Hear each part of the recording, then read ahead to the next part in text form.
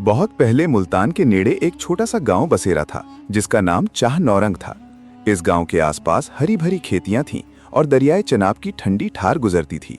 इस गांव में रहमत नाम का एक गरीब किसान रहता था जिसके पास 5 कनाल जमीन थी और एक बूढ़ी भैंस। रहमत की बीवी 3 साल पहले मर चुकी थी। तब उसकी बच्ची फातिमा सिर्फ 4 साल की थी। उसके बाद रहमत ने दूसरी शादी कर ली थी एक बेवा औरत से जिसका नाम जैनब था। जैनब के अपने 2 बच्चे थे, एक लड़का शहबाज और एक लड़की सना। शुरू में सब ठीक रहा, लेकिन फिर जैनब का असली रंग आना शुरू हुआ। वो रहमत की बच्ची फातिमा को सताने लगी, उसे देर तक भूखा रखती और घर के सब काम करवाती। और रहमत जो सारा दिन खेतों में रहता इन सब बातों से बेखबर था। एक दिन की बात है जब पूरे गांव पर अंधेरा छाया हुआ था और चनाब का दरिया तो ज्ञानी पर था। इस तारीख रात को किसी को नहीं पता था कि आने वाले दिन इस गांव की तकदीर बदल कर रख देंगे। रात के 3 बजे थे कि गांव में चीखों पुकार मच गई। दरिया का पानी अचानक गांव में दाखिल हो गया था। रहमत बुरे ख्वाब से उछलकर उठा तो देखता है कि उसके घर में घुटनों भर पानी आ चुका है। उसने फौरन फातिमा को आवाज़ दी मगर कोई जवाब ना आया। इसी असना में जैनब ने अपने बच्चों को उठाया और अटारी की तरफ भाग गई। रहमत पानी में तैरता हुआ एक कमरे से दूसरे कमरे गया। हर जगह फातिमा को ढूंढता रहा लेकिन वो ना मिली। उसका दिल कांप गया। उसे लगा जैसे कोई उसके सीने पर पत्थर रख दे। उसने पूरी रात पानी में खड़े होकर अपनी बच्ची को ढूंढा।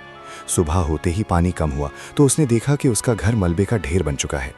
उसके आसपास पूरी गली में लोग रो रहे थे। कुछ अपने रिश्तेदारों को खो चुके थे, कुछ का साहा सामान बह गया था। रहमत ने अपनी बच्ची फातिमा को आवाज़ दी तो जवाब सिर्फ खामोशी थी। इस खामोशी ने उसके दिल को चीर कर रख दिया और वो वहीं ज़मीन पर गिरकर बैठ गया। इधर जैनब अपने बच्चों को लेकर गांव के किनारे एक खंडर में बैठी थी और रहमत ने जब उसे ढूंढ निकाला तो पूछा फातिमा कहाँ है। तो जैनब ने कहा उसे भी ढूंढ रही हूँ। लेकिन रहमत को पता चल गया था कि रात को जैनब ने फातिमा को घर से बाहर निकाल दिया था क्योंकि उसकी बच्ची सना ने अपनी माँ से पूछ लिया था कि फातिमा कहाँ गई। रहमत बेबस होकर बैठ गया। उसे समझ नहीं आ रही थी कि वो कहाँ जाए, कैसे अपनी बेटी को ढूंढे।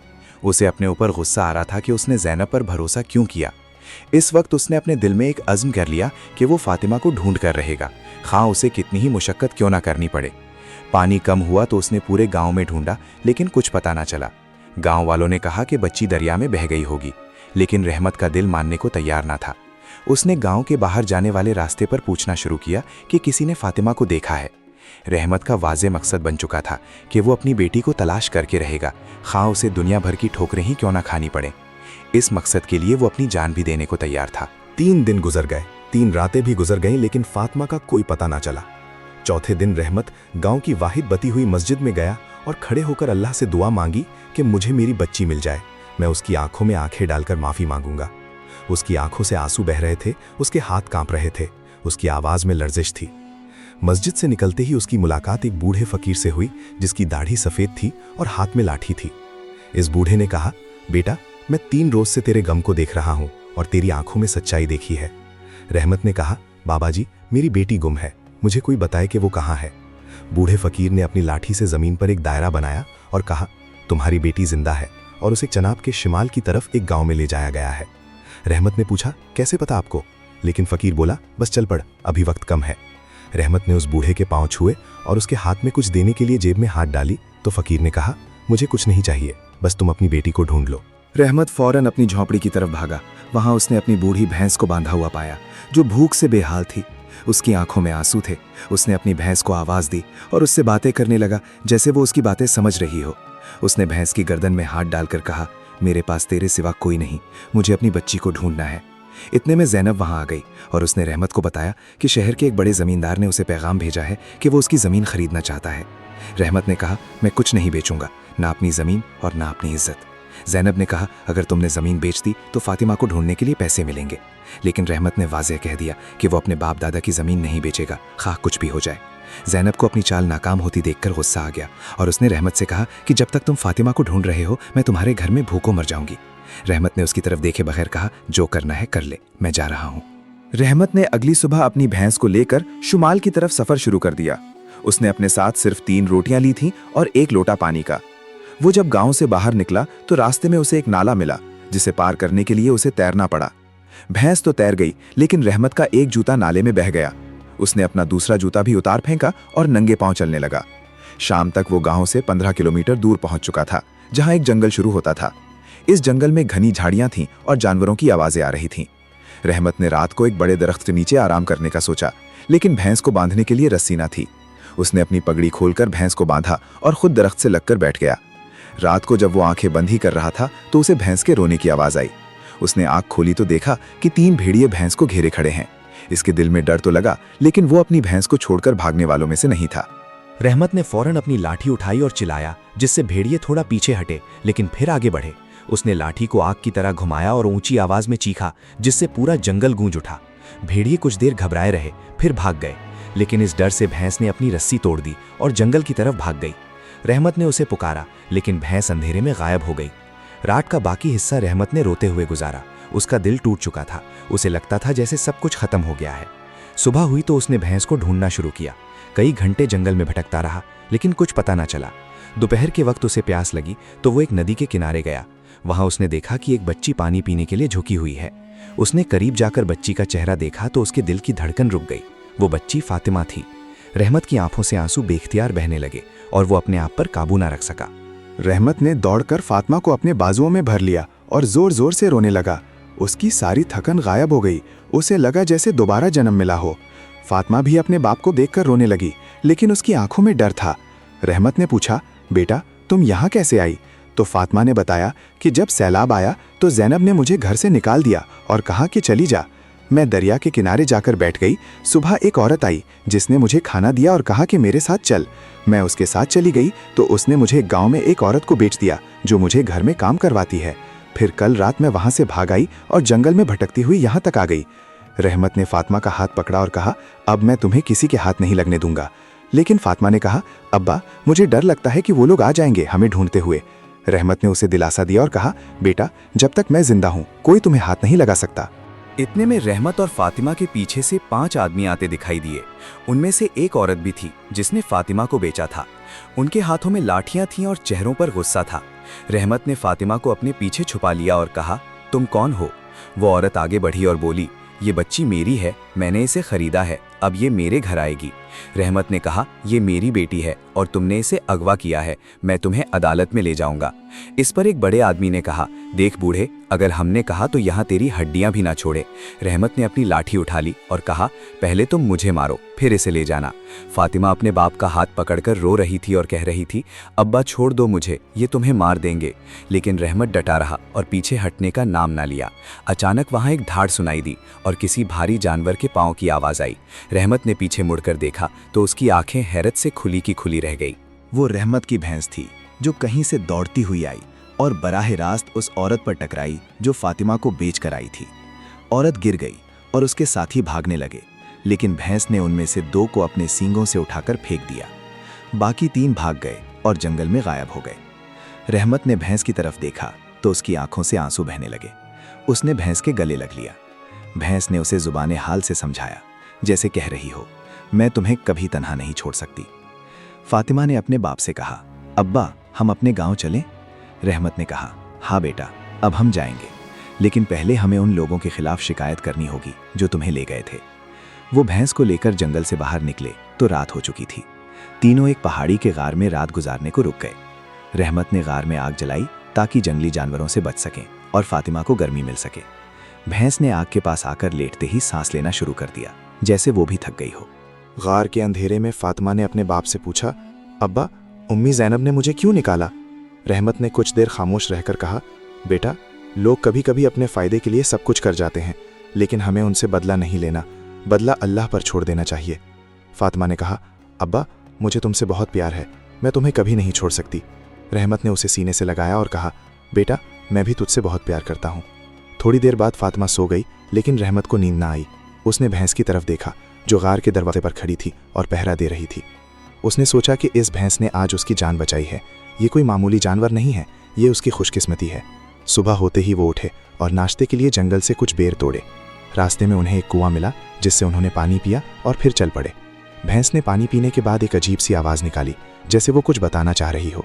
रहमत ने उसकी आवाज़ पहचान ली और समझ गया कि भैंस कुछ कह रही है। 3 दिन के सफ़र के बाद रहमत अपने गांव पहुंचा, लेकिन उसे देखकर गांव वालों की आंखें हैरत से फट गईं। उन्होंने सुना था कि रहमत भैंस लेकर जा चुका है और अब वो बच्ची लेकर वापस आया है। वो सब उसके पास आए और उसे मुबारकबाद देने लगे, लेकिन रहमत को ज़ैनब की तलाश थी। उसने पूछा, जैनब कहाँ है? तो एक पड़ोसी ने बताया कि तुम्हारे जाने के बाद जैनब ने तुम्हारी ज़मीन हड़प करने की कोशिश की है। उसने गांव के चौधरी से कहकर रख दिया है कि रहमत मर चुका है और अब ज़मीन उसके बच्चों की है। रहमत ने गुस्से से कहा, ये कैसे हो सकता है, मैं तो जिंदा हूँ। वो सीधा चौधरी के पास गया, लेकिन चौधरी ने कहा कि जैनब ने मुझे झूठा सबूत दिया है कि तुम मर चुके हो और अब ज़मीन के मालिक वो है। फातिमा वहाँ खड़ी सब कुछ सुन रही थी और उसकी आंखों से आंसू बह रहे थे। रहमत ने फातिमा को चुप कराया और कहा, बेटा परेशान ना हो, मैं सब ठीक करके रहूंगा। रहमत ने चौधरी को अपनी गवाही दी कि वो जिंदा है और फातिमा को लेकर आया है, लेकिन चौधरी ने कहा कि ये मामला पंजाब के बड़े काजी के पास जाएगा। रहमत को बहुत सदमा हुआ। उसे यकीन नहीं आ रहा था कि उसकी बीवी इतने बड़े झूठ कैसे बोल सकती है और ज़मीन किस तरह हड़प कर सकती है। उसने फातिमा को एक पड़ोसी के घर छोड़ा और खुद जैनब को ढूंढने निकला। उसे जैनब शहर के एक बड़े ज़मींदार राय बख्श के दफ्तर में मिली, जो दरअसल इस साजिश का सरगना था। राय बख्श ने रहमत को धमकी दी कि अगर उसने ज़मीन ना बेची तो वो उसे और उसकी बेटी को कैद करवा देगा। रहमत ने कहा, मैं अपनी ज़मीन हरगिज़ नहीं बेचूंगा, तुम भले मुझे कैद करवाओ। राय बख्श ने अपने आदमियों को इशारा किया। उन्होंने रहमत को पकड़ लिया और घसीटकर एक अंधेरी कोठड़ी में बंद कर दिया। रहमत उस अंधेरे में बैठकर रोने लगा और उसने अल्लाह से दुआ मांगी कि वो उसे इस मुसीबत से निजात दे। उसके दिल में एक ही ख्याल था कि फातिमा का क्या होगा। इस कोठड़ी में रहमत के साथ एक बूढ़ा कैदी पहले से मौजूद था, जिसकी उम्र 70 साल से ज्यादा थी। इस बूढ़े ने रहमत से पूछा, बेटा तुम्हें किस जुर्म में बंद किया है? रहमत ने अपनी पूरी कहानी सुनाई तो बूढ़े की आंखों में आंसू आ गए। उसने कहा, बेटा मैं खुद एक जमाने में यहाँ का काजी था, लेकिन मेरे अपने बेटे ने मुझे झूठे मुकदमे में फंसाकर यहाँ बंद करवा दिया है। मेरे पास इस शहर की हर अदालत की चाबियां थीं, लेकिन अब मेरे पास कुछ नहीं। रहमत ने कहा, बाबा जी आप इतने बड़े आदमी थे तो आप क्यों खामोश हैं? बूढ़े ने जवाब दिया, मैं अदालत के अंदर बहुत ताकतवर था, लेकिन अदालत से बाहर मेरी कोई सुनता नहीं। रात गए उस बूढ़े ने रहमत को एक खुफिया रास्ता बताया जो कोठड़ी से निकलकर शहर के पिछले दरवाजे तक जाता था। बूढ़े ने अपनी पगड़ी उतारकर रहमत को दी और कहा, इसे पहन कर जा ताकि कोई पहचान न सके। रहमत ने उस बूढ़े के पांव छुए और कहा, मैं आपको कभी नहीं भूलूंगा। रहमत उस खुफिया रास्ते से बाहर निकला और बराह रास्त राय बख्श के घर पहुंचा।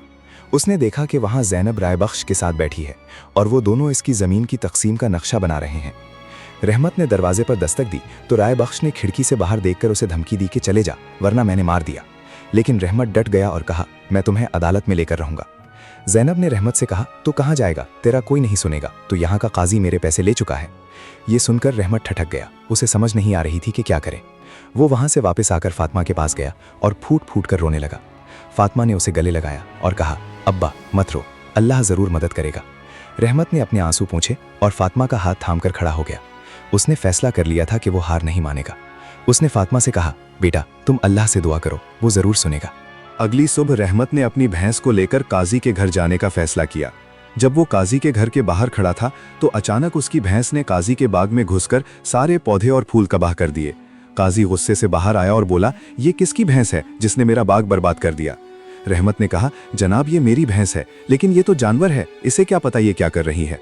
काजी ने कहा, इस जानवर की वजह से मेरा 10 साल का शौक बर्बाद हो गया, अब मैं तुम्हें माफ नहीं कर सकता। रहमत ने कहा, जनाब आप मुझे जो सजा चाहे दे दें, लेकिन मेरी बेटी फातिमा बेगुनाह है, उसे पनाह दीजिए। काजी ने रहमत की आंखों में देखा और उसकी सच्चाई देख ली। उसने कहा, तुम अपनी भैंस की सजा के बदले मुझे सच बताओ, तुम कौन हो और क्यों आए हो?